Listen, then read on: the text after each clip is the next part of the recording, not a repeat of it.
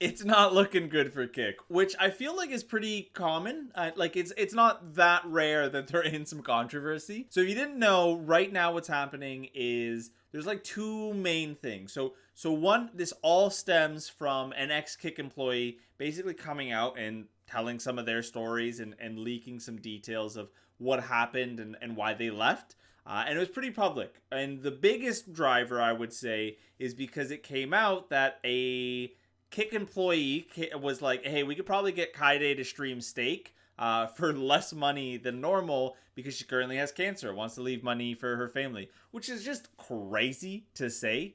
Like absolutely crazy. You'd kind of expect that from like a company, I guess, but like insane that that's even something that people are saying. And like here's the clip. Here's the clip talking about it. We can get her on Kick streaming Steak for a relatively low price because she probably thinks she's gonna die soon and she'll want to leave more money for her family. You could literally even see X's face. Like, yeah, it's pretty crazy.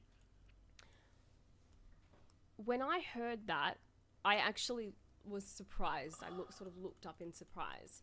And everybody else was, we can get... Yeah, so pretty crazy stuff. And apparently, like, yeah, like that is somewhat accurate because Kyedae said they did get an offer. Bro, and here's Kyedae's clip. React to the X-Staff kick. No, bro, and I honestly don't care.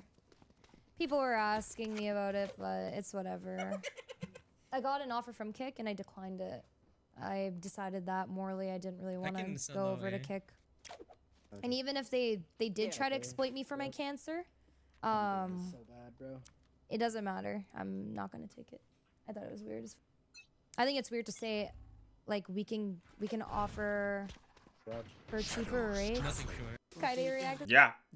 Actually, very, very weird to say that somebody can offer you cheaper rates. So that's kind of like the story of what's going on right now. It's a pretty crazy stuff. And of course, you know, there's a mix of things, right? So XQC has obviously come out and like defended against it. You listen that it's gonna up. Even if that were true, and you heard somebody you overheard that, like. If you're not doing anything about it, and then they have it, like, why would you come out of the woodworks and say that? Imagine the other person who's affected by that. It's like, you don't want to hear that. Pretty crazy take, I'll say. Like, pretty crazy take. Like, I think it's perfectly fine to be, like, a bit of a whistleblower. But yeah, like, people are obviously, you know, defending it, and it's coming more from people who have a large stake in Steak and Kick, of course. So yeah, pretty crazy, right? So ex-Kick staff Melissa has said that, you know, Kick staff attempted to recruit Kyedae for a very low price. And then, of course, XQC comes in and kind of tries to debunk it a little bit, being like, hey, I haven't heard anything about that. Like, I checked with them, and they said, you know, that doesn't seem accurate. But mind you, XQC, I don't think we can take as like a viable, you know, a viable source of truth. Like they have a stake in Kick's success. And like, here's another clip from X. I asked, there was no communication done to Kyedae from Kick or Steak. I even sent people to go investigate on the Kick part because apparently it could have been Kick. I even asked to go investigate if anybody at Kick ever said anything to Kyedae. And I didn't get anything. So yeah, long story short, right? Apparently it comes out that Kick has tried to lowball Kyedae, and is trying to lowball a couple other people as well, apparently. And truly, you know, is that accurate? Is that not accurate? It's yet to remain to be seen. I wouldn't put it past Kick, but mainly because I wouldn't put it past any company. Like really, when you think about it from like a corporate view, they're always going to try and make their most money. So I wouldn't put it past somebody who's incentivized to get partnerships with people to leverage something like that. I don't think that's something you should do, but I definitely can believe a company can do that, right? Like, I don't think that's that surprising. XQC says, hey, nobody's reached out to Kyedae. Kyedae said, like, hey, she's actually turned down a Kick offer. So, you know, I'm more inclined to believe Kyedae, who I would argue doesn't have like a real like vested interest in this story, other than like, yeah, you know, like that's weird that that happened, and like that's not a good thing. Versus XQC, where it's like a little bit more damage control, and same with, you know, Adam, the head of partnership, when he said this. We take the allegations seriously. We're continuing to investigate them internally. And this is with despite like, you know, evidence being presented. So that's something that's very, very important to this team, that it doesn't matter that these are allegations. What matters is getting down to, is this stuff really happening? I mean, hey, do I believe that they're investigating this and, you know, some things are going to change internally? I hope so. But will it happen? I don't know.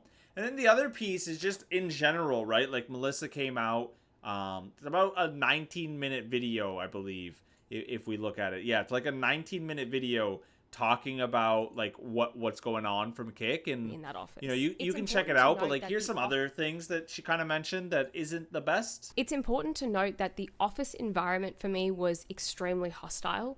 Not only because I was being treated pretty poorly by a couple of individuals, and the people that I went to for help were not helpful at all, but because there was just a consistent disrespect to other people's opinions and beliefs.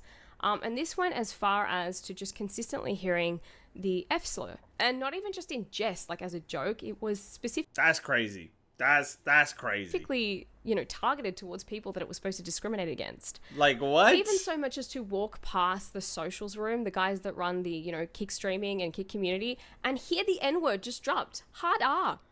And I'm like, that's insane. That's insane. So yeah, pretty crazy story. Definitely seems like a bit of a culture issue at Kick, if not, you know, a lot more. And I mean, literally, Melissa went as far as putting everything on Twitter and like publicly putting it out there, right? And so, you know, pretty insane story. The head of Twitter, Eddie, of course, was like, hey, sorry to hear about that. Like, you know, definitely don't want to hear that. Like, we'll see what we can do. And Melissa just kind of clapped back and was like, hey, you weren't interested in hearing about it before, and this is in damage control. Which I kind of feel like is pretty accurate, right? Like, this is more of a damage control thing. You know, how much of this story is true, it has yet to remain to be seen. But definitely check out It's Melissa Dude. Check out the original video to hear the whole story. Overall, let's be honest. Realistically, probably most of it is true, right? Probably most of it is true. Now, how systemic is that issue across Kick? Who knows? Could have been things behind more of like a closed door. So do I believe that like the heads, you know, of partnership, that the head of Kick and Stake itself like was aware of these issues? Maybe not. So I hope like those investigations do come out, and hopefully we get some positive justice out of this, but we'll see. But for now, you know, feel free to support It's Melissa Dude, and hit subscribe for more.